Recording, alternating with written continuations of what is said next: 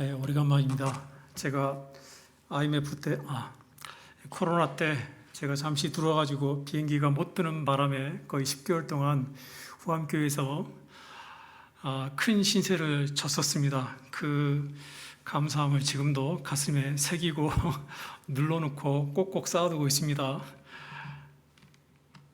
오늘 본문 말씀은 예루살렘 회의에 대한 간결한 내용을 담고 있습니다. 선교사가 제가 케냐에 속해 있기 때문에 케냐가 제3자의 입장으로 선교사를 제 자신을 보게 된다면 어디에서 복음을 전하는 게 하나님 나라의 많은 곡식들을 채워날까? 저는 오랫동안 있었기 때문에 케냐에 있었고 익숙하기 때문에 그 케냐가 저에게는 복음을 전하는데 많은 결과물들을 쉽게 보게 됩니다. 왜냐하면 아이들이 참 순수하거든요. 순전하고 그 친근감이 있습니다. 교회에 몰려오는 그 젊은 친구들, 제가 신학교를 맡고 있기 때문에 아이들이 아니죠. 목회자들 양육할 때 그들이 얼마나 열정적으로 주의 복음을 전하고 그들이 교회 안에 몰려오는지 봅니다. 그렇다고 해서 모두가 다 열린 마음과 친절한 마음으로 하나님의 말씀을 경청하지 않습니다. 외국인에 대해서 경계도 있고요. 우리가 전하는 것에 대해서 냉정한 자신들의 입장을 피력합니다. 왜 외수여야 하는가? 그가 왜 우리를 검게 만들었는가? 고된 역사의 수렁이 그런 늪지대와 같은 이 연속적인 역사가 우리 안에서 진행되고 있는가? 라는 것을 그들은 너무 잘 알고 있고 그 질문 안에 무엇을 의미하는지 무엇을 담고 있는지 잘 압니다. 교회에 오면서 그들은 이런 고민을 한다는 거죠. 지난 현실에 대한 본인들의 이야기이고 닥친 현실에 대한 본인들의 고백입니다. 저는 아직도 나에게 예수가 누구인지 묻습니다. 그 이유는 내 자신에 대한 역사가 있기 때문에 그렇지 않습니까? 그 이유는 나는 나에게 대해 끊임없는 나를 발견하기 위해서 이런 질문을 던집니다. 그것은 나에 대한 현재에 대한 답을 찾고 싶어 하기 때문에 나에게 예수님은 누구에게 대한 질문과 대답을 나 또한 듣고 싶어 합니다. 여러분, 우리가 이 자리에 나온 이유는 질문을 던지는 거죠. 말씀을 듣고 난 다음에 나는 내가 알고 있는 그 예수가 누군가, 성령은 나를 어디로 인도하고 싶은가, 거기에 대한 해답을 찾고 싶은 거죠. 그리고 나의 삶은 그냥 툭 던져진 것이 아니라 그 역사적인 사실 안에 살아왔던 이 시대와 함께 서로 엮여져서 지금의 나를 있게 한 것이라는 것도 잘 알고 있습니다. 그 시대를 살아왔기에 역사적 동질감을 가지고 있기에 그렇다고 하기에 이 모든 것이 만능은 아니지만 나를 알게 하는 하나님 앞에 서 있는 내 자신을 알게 하는데 조금은 도움이 된다라는 것입니다. 다시 케냐로 돌아가서 케냐에 있는 친구들은 예수가 나와 무슨 상관이 있습니까? 라는 질문을 참 많이 합니다. 의외로 많이 합니다. 이 질문을 처음 들었을 때 저는 왠지 눈물이 났습니다. 요즘 아프리카 사람들 들으면 눈물이 안 나시죠? 저는 눈물이 납니다. 왜 이들에게 하나님의 형상을 닮은 고귀한 피부는 검고 머리는 곱슬에 길지 못해 끊어지고 코는 납작하고 입술은 두툼하고 손은 거칠고 가슴은 처져 있고 엉덩이는 산더미나게 크고 이런 비꼬는 말들을 세대를 걸쳐서 계속 들어왔거든요. 이 말을 들으면서 이들이 얼마나 지쳐 있었을까라는 것입니다. 어떻게 말을 이어야 될까? 복음이 더 적극적이고 이들에게 들어갈 수 있도록 은혜를 받은 자들의 안목이 제발 더 넓었으면 그 역사는 어떻게 이들에게 비춰졌을까? 그런 아쉬움이 있는 거죠. 오늘 사도행전은 이렇게 시작합니다. 1장 8절에 오직 성령이 너희에게 임하시면 너희가 권능을 받고 예루살렘과 온 유대와 사마리아와 땅 끝까지 내 증인이 되리라. 본문을 시작하기 전에 사도행전 기본적인 정제는 성령이 너희에게 임하시면 너희가 권능을 받고 라고 시작을 합니다. 우리가 꼭 잊어버려서는 안 될 것이 있습니다. 그러면 내가 이 성경을 읽을 때 나는 누군가? 그것은 성령이 임했고 내가 권능을 받은 자라는 거죠. 여러분, 이 자리에 예배에 참석한 여러분에게 전제가 뭡니까? 그러고 난 다음에 여러분들은 어떻게 성경을 읽죠? 맞아, 나는 성령을 받았어. 그러면 당연히 따라와야 될 게 뭐죠? 권능이죠, 권능. 그럼 권능을 뭘 의미하죠? 이건 나중에 천천히 찾아보도록 하겠습니다. 자, 이 누가와 그 다음에 누가가 이 사도행전을 기록할 때 이건 누구에게 헌정을 했냐면 데오빌로입니다. 이 책을 헌정을 했습니다. 그리고 이 책의 내용을 언급하고 있습니다. 자, 사도행전 15장은 예루살렘 회의에 관련되어 있는 너무나 잘 알고 있는 내용이죠. 그렇다면 여기서 이야기하고 싶은, 오늘 본문을 통해서 이야기하고 싶은 내용은 과연 무엇일까 하는 것입니다. 첫 번째는 누가가 이해한 성령을 관망해 봐야 합니다. 첫 번째는, 자, 누가빌로는 누구일까? 그때 당시에 총독 아니면 그때 당시에 왕이었던 벨릭스나 베스토라고 이야기할 수 있습니다. 총독에게 먼저 요구한 것, 이 책을 기록할 때 어떤 의도를 가지고 누가는 기록했을까라는 것입니다. 그것은 성령을 그 베이직으로 깔고 이것을 이야기한다는 것입니다. 그렇다면 누가가 이 사도행전을 헌정하기 전에 누가복음을 먼저 쓰지 않습니까? 누가가 누가복음을 썼고 사도행전을 썼죠. 기록을 했습니다. 사도행전을 기록하기 위해서 긴 이야기의 핵심은 예수가 과연 누구인가? 라는 이야기를 합니다. 누가복음의 핵심이죠. 그가 태어나서 사역하고 십자가에 죽으시고 부활하고 승천한 이야기입니다. 그렇다면 우리에게 있어서 사도행전을 이해하기 위해서 우리에게 물어야 할 질문이 있습니다. 자, 우리가 성령을 받기 전에 권능을 받았다고 하는 우리가 전제로 알아야 될 게 뭐죠? 예수 그리스도에 대해서 우리는 데오빌로에게 헌정할 수 있는, 즉 믿지 않는 사람이건 세속의 권력을 가지고 있던 로마라는 그 제국에서 권력을 행사하고 있는 이 벨릭스라는 그 이 사람에게, 아니면 우리가 살고 있는 이 땅에서 복음을 전하고자 하는 그 대상자에게 우리는 어떤 이야기로부터 시작해야 되는가라는 우리 신앙 고백을 누가는 먼저 던지고 있습니다. 우리는 예수님에 대해서 수십 년 알아보고 있지만 알 때마다 순간마다 다르죠. 그렇지 않습니까? 저는 어제 저녁에 묵상했던 이 본문을 통한 성령님을 통한 예수 그리스도의 조명은 다릅니다. 여러분 어떠신가요? 아침에 성경을 읽으면 또 달라요. 그런 것처럼 성경이 말하는 것, 그 다음에 교리적으로 이야기하는 것, 역사 속에서 예수님을 만났던 인물들의 증거나 경험들이 매 순간 왜 그랬습니까? 그 예수님은 우리가 측량을 할 수 없기 때문에 그렇습니다. 조금 김대선 목사님 먼저 이야기했던 오늘 본문 그 주일 낮 설교 가운데 불가항력적이라는 말이 있습니다. 불가항력적. 항력이라는 것은 뭐냐면 리벨레이션이라는 뜻입니다. 반역하고 개혁하고 그것을 뜯어 고치려 안 된다는 거죠. 오직 하나님만. 왜 그러냐면 그 하나님은 우리가 측량, 이게 측량이지 수천 년, 우리 지구의 역사를 굉장히 여러 각도에서 이야기를 하지만 그 역사 속에서도 아직까지 우리는 하나님이 누구라는 것을 알지 못합니다. 최근에 명진 스님이라고 잘 아시죠? 모른 체 하지 마십시오. 명진 스님이 있습니다. 이분이 제주도에 내려가시는데 이분이 수영을 아주 좋아하신답니다. 그래서 질문을 했답니다. 왜 물속에 있는 내가 숨을 참는 것하고 밖에 나와서 내가 숨을 참는 것하고 그 시간대가 30초가 차이가 나느냐라고 했을 때 뭐라고 대답했습니까? 이게 불교가 가지고 있는 핵심입니다. 그것은 우리 안에 있는 DNA가 처음 만들어질 때 어디서부터 출발합니까? 물에서부터 그 DNA가 지금까지 남아있다는 것입니다. 그래서 불교는 자기 자신을 찾아가는 종교입니다.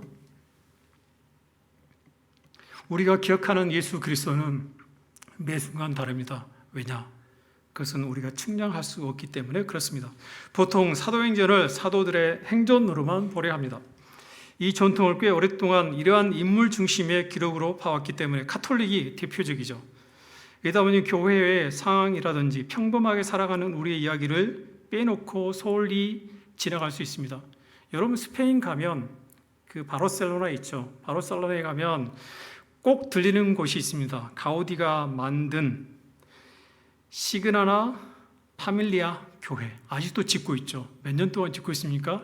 120년, 130년 동안 이 교회를 짓고 있습니다. 그런데 이 교회 안에 들어가면 세인트 킴이라는 단어가 있습니다. 그게 누구를 가리킬까요? 김대건 신부. 거기에는 족족을 남겼던 본인들이 생각했을 때 성인이라고 생각했던 사람들로만 채워져 있습니다. 그럼 우리는 어떻습니까? 여러분들이 이 교회 안에다가 만약 후암제일교회의 역사를 쭉 기록할 때 아마 지나간 장로님들 아니면 목사님들 그게 중요한가요? 중요할 수 있죠. 근데 우리는 평범하다는 거예요. 일상에서 은행에서 일을 하기도 하고 군부대에서 일을 하기도 하고 회사에서 일을 하기도 하고 그 사람들의 역사는 내 역사이고 내 역사이긴 하지만 늘 성령의 조명을 통해서 하나님께서도 그 사람들에게 매 순간 같이 하고 있다는 그것을 우리는 빠뜨려 버릴 수 있답니다. 그렇다고 해서 그 사람이 중요할까요? 내가 중요할까요? 하나님 편에서는 똑같습니다. 제가 종종 아마 제가 있을 때 그런 이야기를 했지만 아마 여러분 지금 만약 이 시대에 천국에 가면 한국에 있는 성도들이 더 많이 있겠습니까? 아니면 아프리카 케냐에 있는 성도들이 천국에 더 많이 있겠습니까? 아마 여러분들은 아마 그 아프리카의 영어도 배워야 됐고 그 다음에 키스알라도 배워야 될지도 모릅니다. 천국에 가면 한국에서 올라온 성도들보다 천국에 가면 아프리카 케냐에서 올라온 그래서 가끔씩 인사를 하셔야 됩니다. 당신은 도대체 누구 때문에 이렇게 천국에 왔습니까? 말이야 10 몇 년 전에 내가 그 김자명 선교사를 만났는데 그 선교사가 나한테 복음을 전해줬어. 아니 그 제자가 나한테 복음을 전해줬는데 그 복음을 듣고 난 다음에 내가 천국에 와버렸네. 근데 그 선교사가 나에게까지 복음을 전했는데 왜 이렇게 한국 사람들이 보이지 않지? 라고 한다면 그 책임은 누구한테 있을까요? 맞습니다. 우리는 중요하게 여긴 사람들보다 어찌 보면 더 중요하게 매일 삶 속에서 복음을 증거하는 교회 안에 있는 사람보다 교회 밖에서 삶의 터전에서 예수 그리스도를 나누면서 복음을 증거하는 이게 우리의 목적이 아닐까요? 교회를 세운 목적은 선교에 의해서 세워졌습니다. 그렇죠? 선교에 의해서 세워진 그렇죠? 선교사를 통해서 세워졌던 1984년이든 45년이든 그들이 전했던 그 복음을 통해서 그러면 우리 교회에 맡겨진 그 역할은 뭘까? 선교하라는 거 아닙니까? 오른쪽으로 하게 되면 나중에 왼쪽으로 만나. 왜 그렇죠? 지구는 둥글습니다. 우리는 오른쪽으로만 나가는 것. 우리의 시야가 전면을 향해 있지만 언젠가는 지구가 돌기 때문에 뒤에 있지 않습니까? 누구를 이야기하는 거죠? 내 이웃에게 복음을 전해야 될 그 사람이 바로 우리의 선교적 목적이다. 교회를 세운 목적이 뭐라고요? 선교하기 위해서. 그래서 선교적 교회다라고 이야기를 하는 것입니다. 누가요? 우리가. 우리나라에 선교사로 들어왔던 대부분의 사람들은 다 목사 안수를 받고 들어온 사람들이 아닙니다. 언더우드가 됐든 아펜젤로가 됐든 다 대학에서 아니면 평신도로 있다가 주의 복음을 접하게 되고 주의 복음을 전하게 되는 그런 사람들입니다. 자, 오늘 본문으로 돌아와서 자, 그렇다면 이 사도행전은 어떻게 해서 주의 복음을 증거하게 되죠? 첫 번째, 성령이 너희에게 임하시면 불가항력적인 하나님의 권능, 능력, 하나님께서만 할 수 있는 그렇죠? 아까도 장로님 방 앉아 있을 때 여러분들 그런 사진 많이 있을 거예요. 예수님과 내가 손을 잡고 있는 이게 아니라고 김대선 목사님 강조하셨죠. 그러고 난 다음에 가끔마다 문을 두드리는 예수님의 모습을 여러분들 아마 엽서 같은 데 많이 볼 건데 이것도 잘못된 겁니다. 문을 닫고 있을지라도 예수님은 어떻게 한다고요? 들어가서 끌어와서 예수 그리스도를 믿게 하는 거예요. 예수 그리스도는 그 사람이 마음의 문을 열 때까지 기다리지 않습니다. 필요하면 그 사람을 불러서 나이가 젊든 나이가 들었든 상관하지 않아요. 눈이 보이든 보이지 않든 상관하지 않아요. 그 사람이 집에서 앉아있든 앉아있지 않든 중요하지 않아요. 그 사람이 합병증에 걸려서 곧 죽더라도 중요하지 않아요. 젊어서 알지 못한다? 그렇지 않아요. 알미라는 것은 끝도 갓도 없습니다. 그 알미의 지식의 기본이 원초이 되는 게 뭐죠? 바로 하나님이지 않습니까? 하나님을 아는 그 지식이 이 세상의 가장 기본이 되는 거예요. 그래서 예루살렘의 주의 복음을 전할 때 성령의 강림하신 사건이 있었고, 베드로의 설교로 3천 회심과 교회의 진정한 교제의 사건, 그리고 스데반과 7 집사의 감동적인 설교가 있었습니다. 여러분, 사도행전에서 베드로의 설교가 나옵니다. 스데반의 설교가 나와요. 그쵸? 고개를 끄덕이셔야 됩니다. 최로 앞에 있어가지고 고개를 끄덕이셔야 돼요. 여러분, 오늘 김대선 목사님이 설교를 하셨는데 그게 더 감동적이세요? 아니면 성경을 읽다가 베드로님이, 그 다음에 스데반님이 설교를 하셨는데 어느 게 더 감동적이세요? 장로님, 제가 눈을 마주치고 있네. 누가 더 감동적인 설교를 합니까? 저는 성경에 나와 있는 성경의 설교를, 스데반의 설교나 그 다음에 베드로의 설교나 바울의 그 이야기를 듣다 보면 감동이 별로 없어요. 왜 그러냐면 너무 많이 읽었거든요. 왜 감동이 없습니까? 그때는 이 설교를 들었던 유대, 사마리아, 그 다음에 열방의 주의 복음을 증거했던 베드로의 설교는 너무나 감동적이었습니다. 왜 그럴까요? 우리가 성령에 젖어 있지 않기 때문에 그렇습니다. 성령에 젖어 있기 때문에, 젖이지 않았기 때문에. 그것을 성경은 어떻게 하면 권능이라는 표현을 씁니다. 권능은 내가 능력을 갖는 게 아니에요. 그 능력이 뭐냐면 하나님의 말씀을 알고 싶어 하는 그러한 성령의 그 지배입니다. 지배. 성령의 지배. 성령의 지배를 받으면 성령께서 우리에게 말씀하고자 하는 그 성령께 지배를 받는 게 무슨 길을 우리에게 알려주는 겁니까? 맞아, 이 심정으로 누가 복음을 전했지? 맞아, 예수 그리스도가 주의 복음을 전했어 라고 그런 마음으로 설교를 하고 그런 말씀으로 뭘 읽으라고요? 하나님의 말씀을 읽으라는 거예요. 그런 마음으로 이 본문을 읽지 않으면 김대선 목사님이 설교하는 게 훨씬 낫습니다. 그러나 이게 동급으로 같이 올라가게 되면 내가 성령의 권능을 받고 있다는 거예요. 성령의 권능을.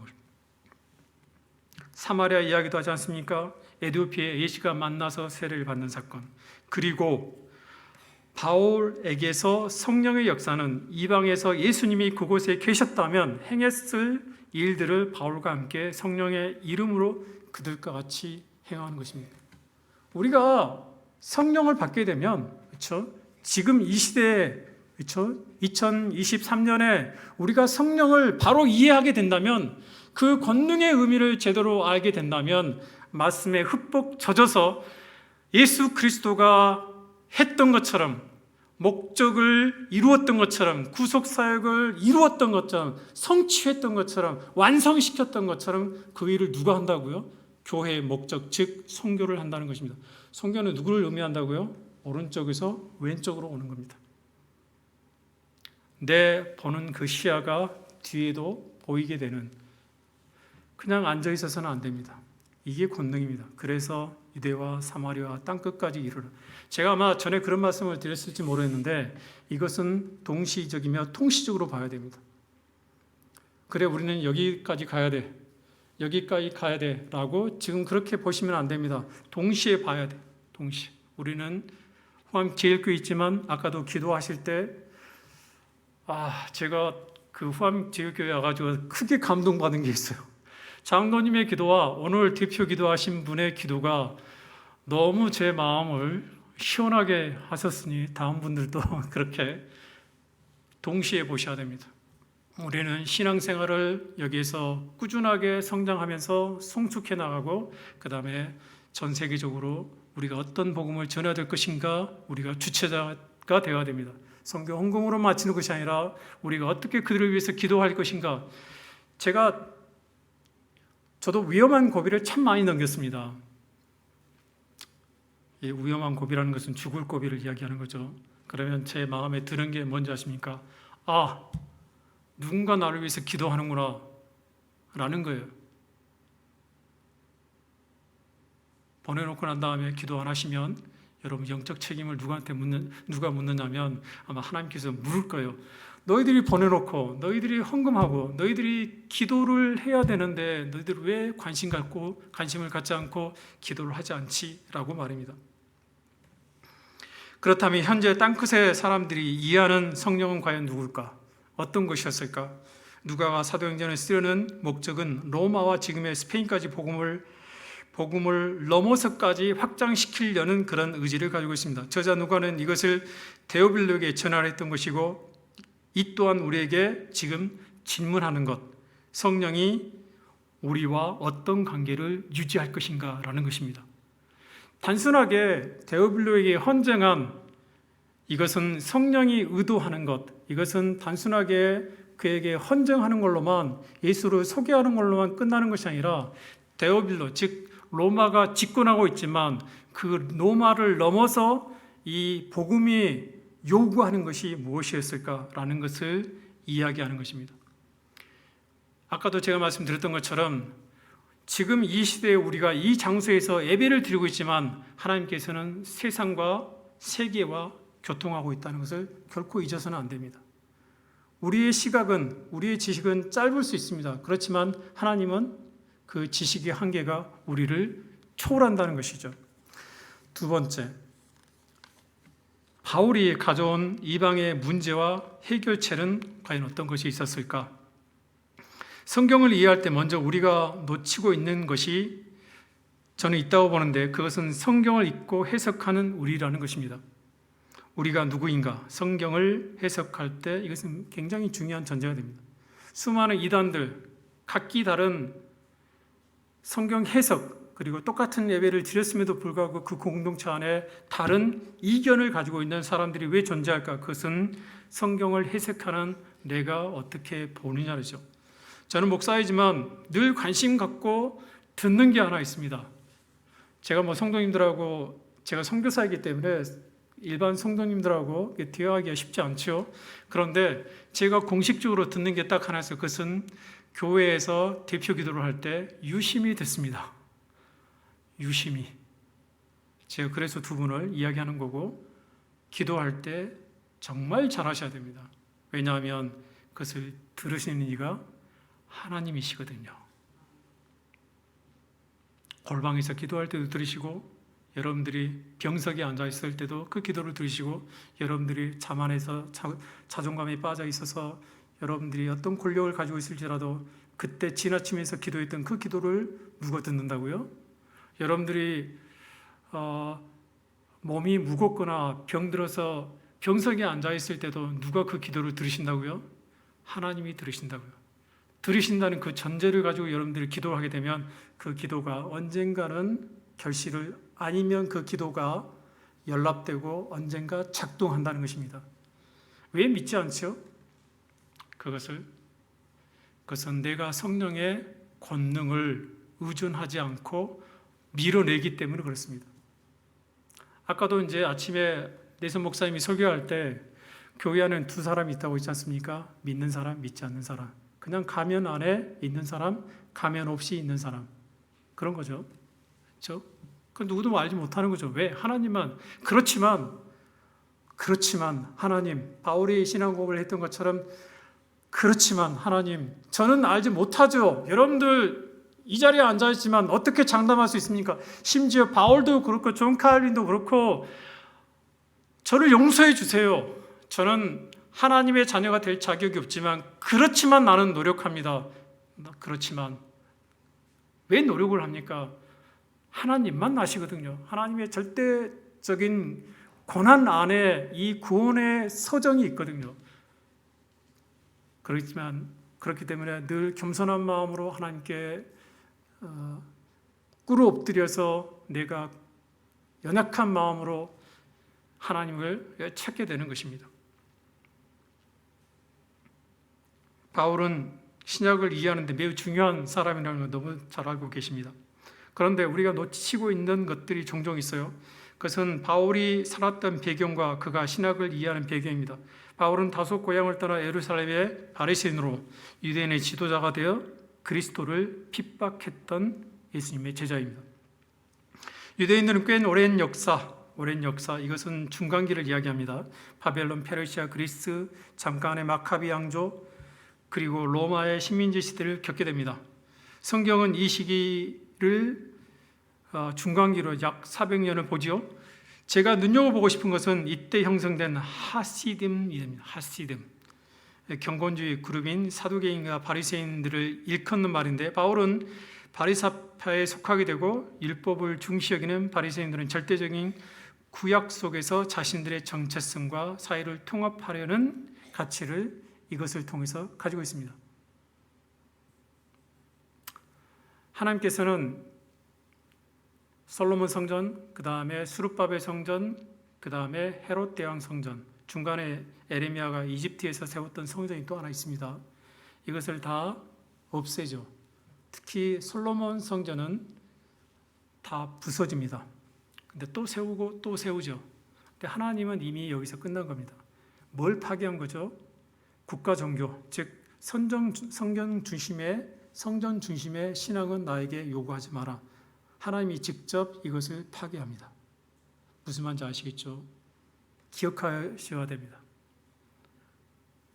성전이 누구에서 파괴됐다고요? 하나님의 허락하심으로 바벨론을 통해서 국가의 성전을 파괴합니다. 유대인들은 어떠죠? 너희들은 더 이상 선민이 아니야. 그러고 난 다음에 다 쫓아내버립니다. 그러고 난 다음에 뭘 세우죠? 각기 흩어졌던 백성들이 바벨론, 아수르, 더 먼 곳으로 흩어져서 그들은 뭘 만듭니까? 회당을 만듭니다. 회당은 뭘죠? 회당은 집일 수도 있고 하나의 건물일 수 있는데, 그게 이제 집에서 모였다가 회당을 만들게 되고, 그 집을 만들었던 것은 두세 사람이 모인 곳에 내가 함께하겠다라는, 구약은 하나님만, 즉 성부 하나님만 보일 수 있지만 성자와 성령이 동시에 구약 안에서도 존재합니다. 그렇기 때문에 바리새인들은 그럼에도 불구하고 다시 성전을 불러오려고 회복하려고 노력하지만 그렇지 않습니다. 바울은 이방인의 사도로서 잘 준비된 사람이었습니다. 유대인으로서 로마 통치 후에 만연해 있던 헬라의 문화와 우상들이 얼마만큼 뿌리 있게 복음과 대척하고 있다는 것도 잘 압니다. 이걸 잘 아셔야 됩니다. 복음과 대척하고 있었던 그 당시의 헬라 문화. 14장에는 바울이 1차 전도 여행을 하다가 겪은 일, 그러면서 바울과 바나바, 스스와 헤메라는 별칭을 받게 됩니다.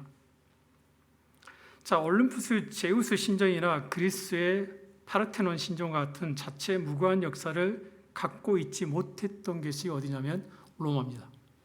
로마 역사를 좀 더듬어서 생각하셔야 됩니다. 로마는 뭘 갖지 못했다고요? 그리스가 가지고 있었던 그런 그리스도 신화와 그 다음에 철학이 로마는 없었습니다. 뭘 의미하겠죠? 우리가 잘 아는 소크라테스, 제자인 플라톤, 그 다음 그 제자인 아리스토텔레스와 같은 철학을 이상으로 하는 정치와 사회 정치를 그들은 갖지 못했어요. 그래서 로마는 주요 거점 지역마다, 정복했던 거점 지역마다 식민지의 민심을 얻기 위해서 수많은 재정을 투자해서 신정과 놀이 문화를 만듭니다. 그렇죠? 베스토가 콜로세움을 만듭니다. 콜로세움이 뭔지 아시죠? 콜로세움 만들어서 원형 경기장을 만들죠. 그 이후에 디도는 마세다, 그러니까 이스라엘을 완전히 짓밟았던 성전을 완전히, 무슨 성전? 헤롯 성전은 완전히, 예수님께서 그런 예언을 하지 않습니까? 완전히 파괴시켰던, 그리고 거기에서 나온 은금을 통해 가지고 자기 아버지가 완공하지 못했던 콜로세움을 완공을 합니다. 그리고 로마로 입성할 때 그 로마의 개선문을 누가 만드냐면 이 바로 디도이에서, 그러고 난 다음에 그 개선문 안쪽에 뭐가 그려져 있냐면 예루살렘에서 가지고 왔던 그 7 금초대, 그것을 녹여서 금으로 만들어서 뭘 만들었냐면 콜로세움을 만듭니다.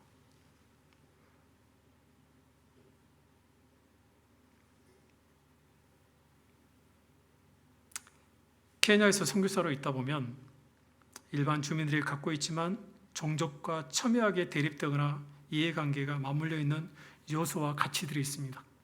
그 민족만이 가지고 있는 가치들, 문화 속에 있거나 잠재되어 있는 것들이 쉽게 드러나지 않지만 늘 내재해 있어 숨어 있기 때문에 모를 때가 종종 있죠. 후암교회가 가지고 있는 장점이 있죠. 그렇죠? 그런 것처럼 제가 케냐에 간 지 얼마 되지 않아서 북쪽을 여행하다 보면 참 척박한 땅이 많습니다. 아프리카 하면 딱 떠오르는 게 타잔의 밀림을 생각할 것이 아니라 척박한 땅을 연상할 때가 있습니다. 여러분들이 알 수 있는 것처럼 킬리만자로 산, 저는 킬리만자로 산을 볼 때마다 이게 조용필 씨가 어떻게 이 킬리만자로 산을 알았지? 그리고 케냐산 만년설이 이렇게 덮여있기 때문에 와, 아프리카에서 적도인 이 케냐에서 만년설이 보이네? 저는 깜짝 놀랐고, 그리고 그 지역에 있는 분들이 굉장히 풍요롭게 삽니다. 그렇지만 북부에 있는 이슬람 지역이나 그 다음에 건조한 지역에 있는 부족들을 보면 농사를 제대로 지을 수가 없지요. 그래서 북쪽을 여행하다가 그쪽에 살고 있는 부족의 한 리더를 만나가지고, 아니 저쪽에 가면 물도 많고 풍요롭고 농사도 잘 지는데 나 같으면 이쪽 정리하고 난 다음에 그쪽에서 살았으면 좋겠다라고 이야기했는데, 제가 역사를 좀 알고 난 다음에 혼났습니다. 저는 후암동의 후암교회나 남대문의 그 근방에 사신 분이 어떤 분들인지 제가 이태원 대성교회에서 부교육자로 있을 때 알게 됐습니다. 지방에 있는 분들이 알 수 있을까요? 모르죠. 6.25 동란 끝나고 난 다음에 우리 서울역 앞에서 만나자 응 하고 다 헤어지시고 난 다음에 벌써 70년이 넘게 지금 기다리고 있지 않습니까? 그렇죠. 그런 것처럼 이 후암동이 됐던, 아니면 그 척박한 땅에서 곡식을 일구며 살고 있는 케냐인들에게 있어서 그 땅은 뭐냐면 이런 겁니다. 거기다가 콩도 심고 옥수수도 심고, 부모님이 돌아가시면 우린 묘를 세우고 늘 관리하기 때문에 그 묘지가 늘 5년 그대로 있죠. 근데 시간이 지나면 그 묘지가 평지가 평탄화됩니다. 그럼 거기다 뭘 심죠? 옥수수 심고 콩도 심고 거기다 돼지 우리를 만들어 가지고 거기다가 돼지들이 풀을 뜯어 먹을 수 있도록 그런 장소를 제공합니다. 그것을 누가 먹죠? 그 자손들이 먹습니다. 그럼 그 자손들이 뭘 기억하는 거죠? 나는 조상과 함께한다. 굉장히 강합니다. 굉장히. 그걸 제가 모르고 아니 주변에 얼마나 큰 좋은 교회들이 많습니까? 그렇죠? 월등하고 탁월하고 능력 있는, 그렇죠? 이 시간도 김양명 목사 설교 대신에 다른 데서 그냥 예배 드릴 수 있죠. 근데 왜 여기 와서 여러분들 예배 드립니까? 역사가 있기 때문에 그런 거죠. 역사가. 그렇죠?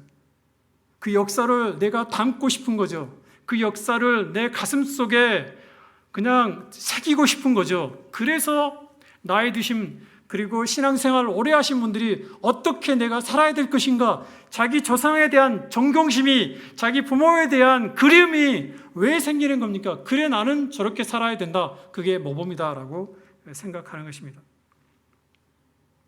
그래서 그들에게 있는 단어도 있습니다. 하쿠나 마타타. 아프리카 사람, 케냐 사람들이 정말 좋아하는 단어예요. 따라해 보십시오. 하쿠나 마타타. 안 하시는 분 계시네. 저 지적할까요? 하쿠나 마타타. 이것이 don't worry, 걱정하지 마라. 하나님께서 늘 너와 함께 하시고 그 모든 걱정과 근심을 내가 다 해결해 주고 시간이 지나면 아니야, 별 문제가 아니었어 라고 생각하게 하는 것입니다. 처음에 저는 이 말을 들을 때마다 아니 도대체 뭔가 잘못된 것 같은데 이걸 먼저 해결할 수 있는 방법을, 그리고 더 나은 것을 위해서 분투해야 되는데 왜 그냥 둥그스름하게 넘어가려고 하지라는 것 때문에 좀 많이 괴로웠었는데, 시간이 지나니까 이 사람들이 가지고 있는 역사가 아니구나 라는 것입니다. 바울은 지금 무엇을 가져왔냐 하면 두 가지입니다. 그 예루살렘 회의 때 가져온 게 구원에 관해서 율법과 모세의 법을 가져왔습니다. 이것을 통해서만 구원을 얻을 수 있다고 많은 사람들이 이야기합니다 라고 오늘 아침에 김내선 목사님도 또 정리하셨어요. 2000년이 지났음에도 불구하고 우리나라에도 엄연히 아니야 그게 라고 이야기하는 겁니다. 형식주의인 것, 가식적인 것, 그 다음에 보이기 좋아하는 그런 것들이 늘 교회 안에 존재한다는 거죠. 이건 지켜야 돼. 우리가 그게 하나의 사슬이 되어서는 안 됩니다. 그렇죠? 하나님의 말씀 이래 꼭 지켜야 돼 라는 것보다 하나님께서는 보다 성숙한 그 성숙을 누가 이루죠? 내가 이룹니까? 자신 있으세요? 만약 여러분들에게 이런 질문을 한다면 내가 신앙생활 얼마나 했어? 그렇죠? 아니야 나는 신앙생활 한 지 얼마 안 됐어. 그것 가지고 성숙을 판단하기 어렵다. 왜냐하면 그 성숙을 이루어 가시는 분은 아까 이야기했던 것처럼 성령이 너희에게 임하시면 너희가 권능을 받고 이 권능이 어떻게 여러분의 신앙생활 속에서 쓰여지는가 거기에 있다는 거죠. 매일 그 권능을 의지하는 사람이 있는 반면에 그렇지 않는 우리가 있다는 거죠. 그래서 오늘 본문의 핵심은 20절, 29절에 우상의 제물과 피와 목매어 죽인 것과 음행을 멀리할지니라 이에 스스로 상가하면 잘 되니 평안함을 원한다 하였더라라고 이야기합니다. 루스드라에서는 14장에서 그리고 3절에서 성박 스스 신당의 제사장이 소와 화관을 가지고 대문 앞에 와서 우리와 함께 제사하고자 하는 거예요. 왜? 주의 복음을 전했는데 그들은 어떻게 우리를 생각하는 거죠? 제우스하고 그 다음에 제우스 스스라고 생각하는 것입니다. 지금이야 틀리죠.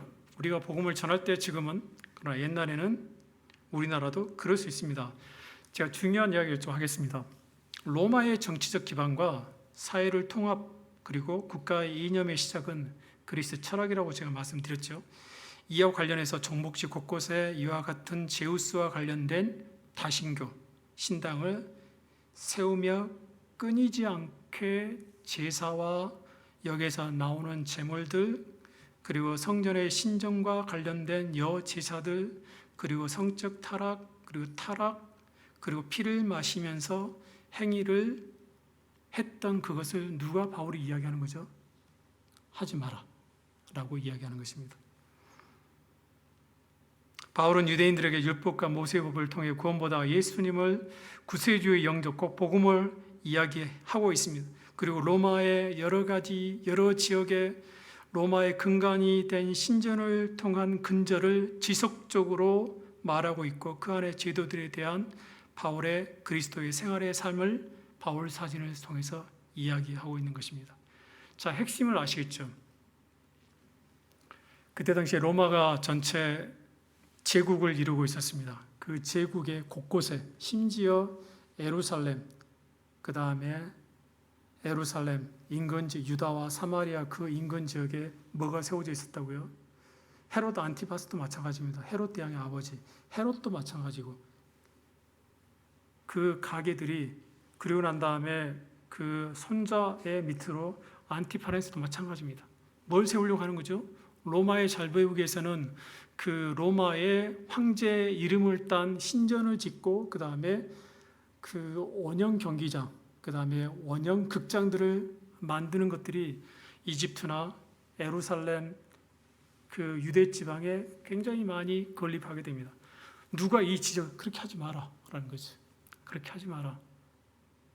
이 다신교를 믿고 있었던 그 완성은 누구한테 있냐면 황제한테 있었습니다. 황제가 그때 당시 최고의 신이었거든요.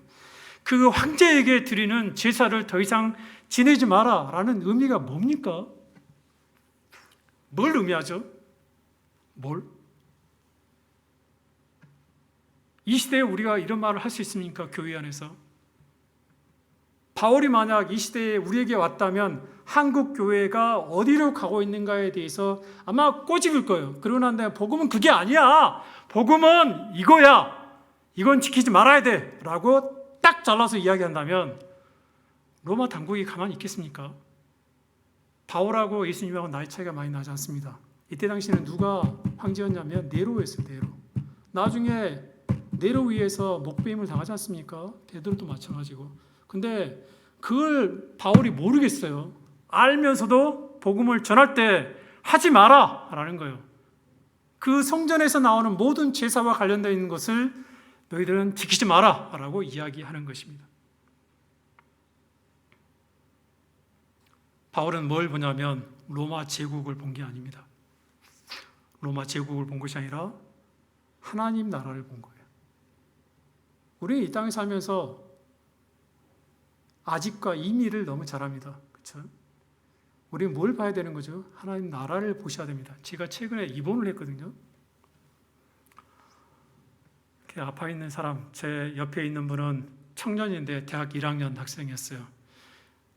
어떻게 식사를 했는지 위, 뇌가 완전히 꼬여서 피가 계속, 그 옆에 있는 분은 폐암에 걸려서 치료를 받다가 다시 위험하게 돼서 앰뷸런스를 타고 숨쉬기가 곤란하세요. 제 옆자리는 나이가 거의 한 80이 가까우신 분인데 저혈당으로 쓰러지셔서 폐가 망가지셨어요. 그 옆에 계신 분은 심근경색이 와서 입원해 계세요. 저는 행복했습니다. 입원할 때 쉬고. 왜 그럴까? 저는 죽음에 대해서 그렇게 두려워하지 않거든요. 근데 대부분은 병원에 입원하게 되면 아픈 것에 대해서, 미래에 대해서 걱정을 하고 슬퍼하고 두려움이 있습니다. 바울은 그 죽음에 대해서 복음을 전할 때 자기에게 닥칠, 왜 그러냐면 자기가 스데반을 죽였거든요. 예수님의 십자가를 그는 너무나 잘 알아요. 자기가 복음을 전할 때 본인도 십자가에 달려 죽을 것이라는 것을 알고 있어요. 자기가 스데반을 죽였던 것처럼 돌로 자기도 그런 과정을 똑같이 겪습니다. 그러면 로마를 상대로 복음을 전하고 있어요. 우리는 지금 복음을 전할 때 누구를 상대로 복음을 전합니까? 요즘은 쩔쩔매세요. 복음을 전할 때. 잘합니다. 그만큼 준비가 안 돼. 여러분이 이게 쩔쩔매는 것은 이유는 딱 하나예요. 여러분들 준비가 안 됐다는 소리예요. 그러고 난 다음에 이 과정은 그냥 바울 이야기, 베드로 이야기, 그러고 난 다음에 선교 역사 가운데 선교사만이, 그다음 목회자만이, 여러분 하나님의 나라를 들어가는 게 구분이 되어 있습니까? 그렇지 않잖아요. 그렇죠? 똑같이 들어가. 제가 아프리카 케냐에 있는 이야기를 했지 않습니까? 아프리카에 케냐에 있는 사람이 남미에 이렇게 브라질이나 아니면 칠레나 페루 같은 있는 거기에 있는 사람들도 예수 복음을 들으면, 예수 그리스도를 고백하면 천국에서 여러분들 만나게 되는데, 여러분 한국 교회가 얼마나 심각하다는 걸 여러분들 너무 잘 알고 계세요. 바울은 로마가 이렇게 절대 권력, 그 다음에 제국을 이루었지만 예수 그리스도에 대해서 성령의 그 하나님의 나라를 이 베스도도 헌정을 받고 있는 이 사람도 모르고 있다는 거예요. 권력만. 우리나라도 지금 그렇지 않습니까? 권력만 있으면 모든 걸 다 하잖아요.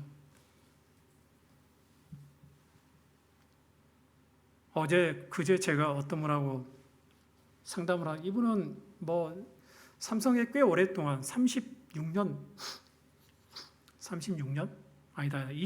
동안 일을 했던, 삼성에서 전무도 하셨고, 그 다음에 여러분 우리나라 꽤 알려져 있는 그 제약회사의 부사장도 지냈던, 그러면서 이런 질문을 하시는 거예요. 정회사님, 목사님, 하나님께서 이스라엘 백성, 이스라엘을 통해서 영토 확장하는데 왜 이렇게 이야기가 많이 나옵니까? 여러분들 페르시아하고 그리스 전쟁을 너무나 잘 알고, 실라미스 전쟁인가요? 그 전쟁. 그때 당시에 전쟁을 일으켰던 사람이 누구냐면, 갑자기 생각이 안 나는데, 그 에스더의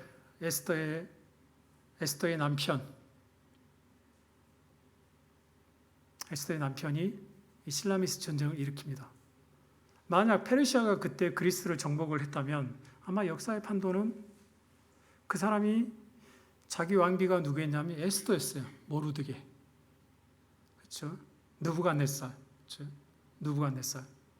느부갓네살이 그리스를 공격합니다. 병력 차이는 10대 1. 이거 누구나 이길 수 있는 전쟁인데 여기서 패했습니다. 왜 패했냐라기보다도 에스더의 남편, 그렇죠? 이 유대에 대한 이야기를 너무나 잘 알고 있는, 만약 하나님께서 페르시아를 그때 당시에 들어 사용했다면, 로마 대신 페르시아를 들어 사용했다면 이 세계 역사는 완전히 바뀌게 됩니다. 소크라테스가 그때 서쪽으로 가지 않고 서쪽으로 갔던 소크라테스 대신 죄송합니다. 그 서쪽으로 갔던 플라톤 대신 동쪽으로 갔던 아리스토텔레스의 영향을 받게 되는 거죠. 그러게 되면 아마 이 성경을 해석하는 방법도 굉장히 틀려질 수 있습니다. 어찌됐든 바울이 가져온 이방 문제에 대한 해결책은 굉장히 개혁적이고 변혁적이었다. 그것은 어떤 권위에 굴복하지 않고 자기 어떤 길을 갈 줄, 어떤 인생을 마주할 줄 알매도 불구하고 그는 걸어갔다라는 것입니다. 세 번째는 교회 회의입니다. 이게 선교사가 오면 설교가 좀 길어지는 거 잘 아시죠? 눈을 다시 한번 정립해서 좀 운동도 좀 시키시고 마지막입니다. 예루살렘 교회는 그렇게 오래 존속하지 않습니다. 그렇죠? 바울은 예수님과 거의 같은 시대를 살았고 로마에서 바울이 순교했던 65년, 67년도에 죽게 됩니다. 그의 디도에 의해서 예루살렘이 완전히 망하게 되고 유대는 다시 봉기를 일으키지만 일어나지 못하고 이후에 유대는 지구에서 사라집니다. 아시죠? 유대 민족은 뿔뿔이 세계로 흩어집니다. 오늘 본문에서 22절, 29절 내용을 보면 우리는 안디옥 교회 바울과 바나바를 사도행전 13장에서 기억하지만 예루살렘 회의에서 거론되고 확정된 매우 중요한 회의 내용을 더 확실하게 확증하기 위한 두 증인이 나타나는데 이 두 증인이 안디옥으로 보내되고 나중에 바울은 실라와 함께 2차 전도 여행을 떠나게 됩니다. 13장 2절과 3절은 바나바와 사울을 보낼 때 잘 들어보십시오. 주를 섬겨 금식할 때 성령이 가라사대 내가 불러 시키는 일을 위하여 바나바와 사울을 따로 세우라 하시니 이에 금식하며 기도하고 두 사람에게 안수해서 보냈다고 합니다. 그 다음에 15장 25절에서 6절 사람을 택하여, 이것은 예루살렘 교회가 지금 택한 것을 이야기합니다. 우리 주 예수 그리스도의 이름을 위하여 생명을 아끼지 아니하는 자인 우리가. 자, 그러면 여기서 이야기하는 우리는 누구를 이야기하죠? 예루살렘 회의를 하고 있는, 이 결정을 내리고 있는 당사자들을 이야기하는 거예요. 그리고 사랑하는 바나바와 바울과 함께 너희에게 보내기를 만장일치로 결정한다라는 거예요. 자, 지금 예루살렘은 일명 성전, 곧 교회의 역사는 하나님의 성전이었음에도 불구하고 나중에 흔적조차 사라진다고 이야기했죠. 그 예루살렘 성전에 뭐가 세워지냐면 나중에 135년도에 하드리안 황제가 아도니스 신전을 짓습니다. 그것은 여러 신들 가운데 하나였어요. 그러고 난 다음에 거기에 기독교의 흔적을 완전히 지워버립니다. 뭘 지워버린 거죠? 성전의 흔적을 완전히 지워버리는 거예요. 그렇다면 여러분들 그 마호메트 아십니까? 571년 태어나서 632년에 죽죠. 그러고 난 다음에 이 이슬람을 믿는 사람들이 거기다 뭘 짓냐면 이슬람의 돔을 짓습니다. 지금 우리가 보는 그 황금 돔을 짓죠.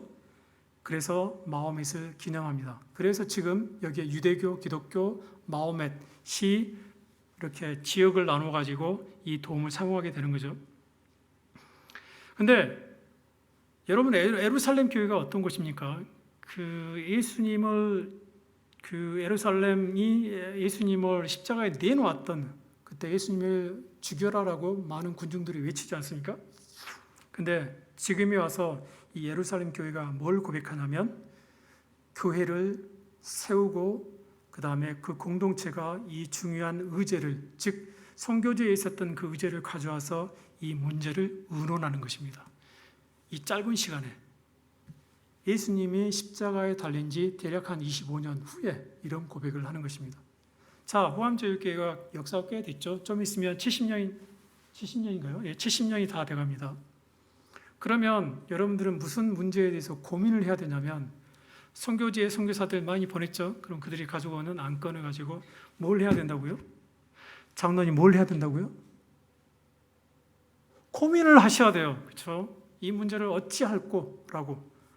케냐면 케냐에 있는 문제를 그리고 난 다음에 우리가 김자명 선교사와 같이 누구를 보낼 거라고 여러분들이 회의를 하셔야 돼요.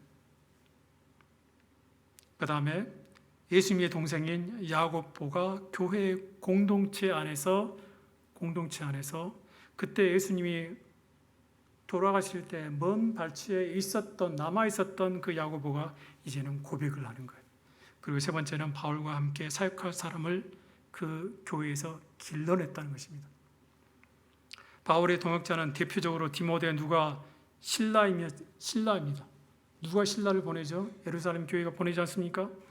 이 신라가 하는 역할이 크게 성경에는 두드러지지 않습니다. 그렇지만 대체적으로 성경학자들은 바울이 갈라디아서나 로마서를 쓸 때 이 신라는 자기가 비록 바리새인이고 율법에 대해서 잘 한다고 하지만 조언을 받았던 사람이 아마 신라였을 것이다 라고 생각하는 거예요. 여기에 대한 강한 유대인들의 설득력을 요하게 조언을 해줬던 사람이 바로 신라라고 생각하는 거예요. 예루살렘 교회는 당시 매우 복잡한 문제를 안고 있었습니다. 그러면서도 자신들의 신앙 고백을 이때쯤 분명하게 어디에 두어야 할지를 알았던 교회이고, 이들이 어떠한 자세로 예수 그리스도를 위한 태도를 가지고 있었는가를 주목할 필요가 있습니다. 생명을 아끼지 아니하는 자인 우리가 왜 그랬을까요? 왜 이 단어를 썼을까요? 우리는 복음을 전하는데, 너희들에게 바울과 바나바 당신들에게 우리의 사람을 보내는데 이 사람이 어떤 마음을 가지고 복음을 당신들과 같이 전하느냐, 그것은 생명을 아끼지 않을 만큼의 신라를 우리가 너에게 보낸다라는 것입니다. 첫 번째는 예수님이 예루살렘 보고 우셨던 돌 위에 돌 하나 남지 아니할 것이라는 미래 교회를 야고보를 통해서 알고 있었습니다. 예루살렘 교회는 앞으로 자기들의 공동체가 이 예루살렘이 어떻게 파괴될 것이라는 걸 알고 있었어요. 그래서 본인들이 어떠한 신앙적인 고백을 예루살렘 교회에 세운 것도 알고 있었습니다. 두 번째는 로마가 바라보는 예루살렘은 마카비 혁명 이후에 동기가 끊이지 않았고 유대인의 기득권 충돌이 심상치 않은 분위기 그 가운데서도 기독교의 내부에 풀리지 않는 예수님에 대한 논란이 지속되고 있었습니다. 그럼에도 불구하고 그렇죠? 예루살렘은 로마가 봤을 때 최일선이 깔아 뭉개야 된다는, 철두철미하게 죽여야 된다는 것, 성전을 파괴하고, 여러분 마사비도 아시지 않습니까? 거기에 수천 명이 있지만 다 죽지 않습니까? 로마가 작정을 했거든요.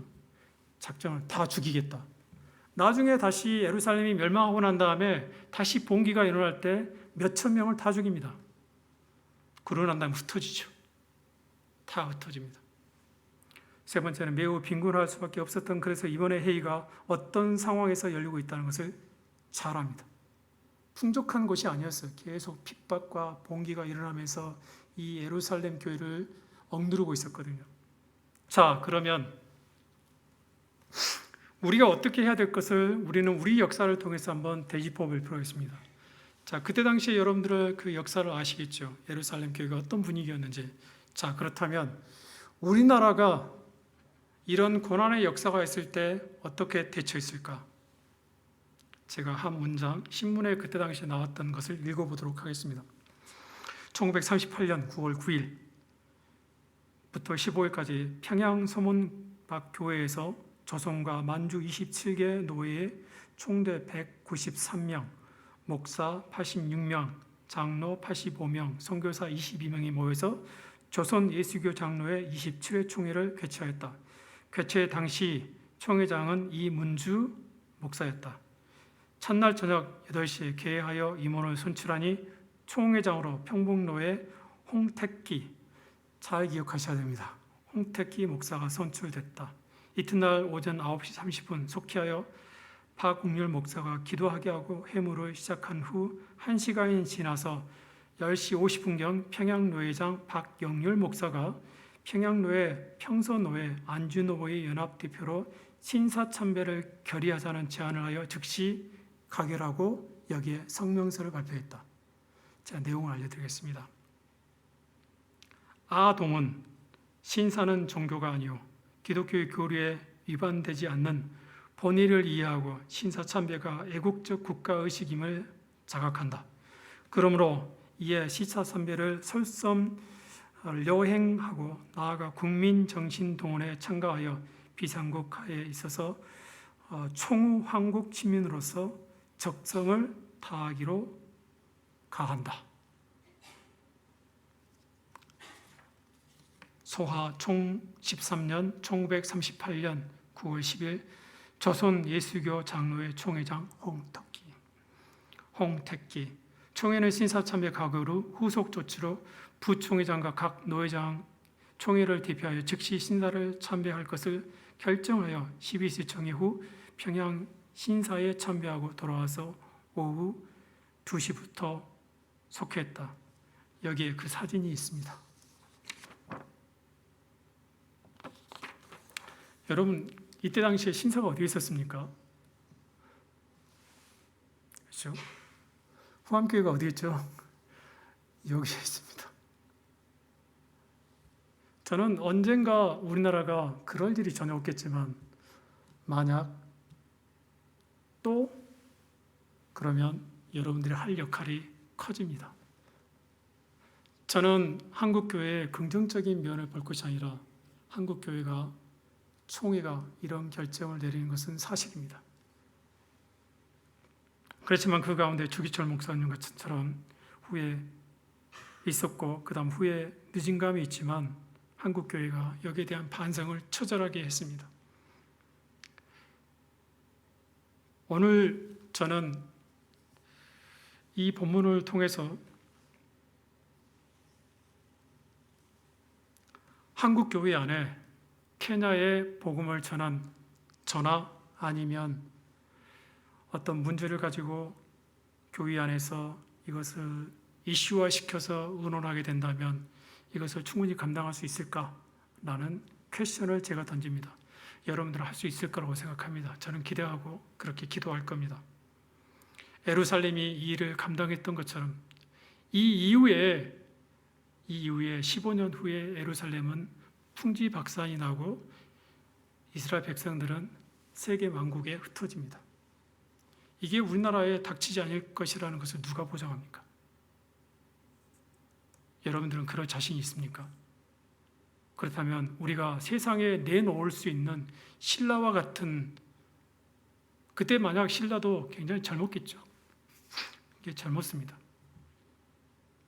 40대든 30대든. 그러면 우리 교회 안에 30대 저놈을 바울과 바나바와 같이 보낼 수 있을까? 라고 하지 마시고 키우셔야 됩니다. 뭐로? 여러분들의 기도와 여러분들의 능력으로 키우셔야 됩니다.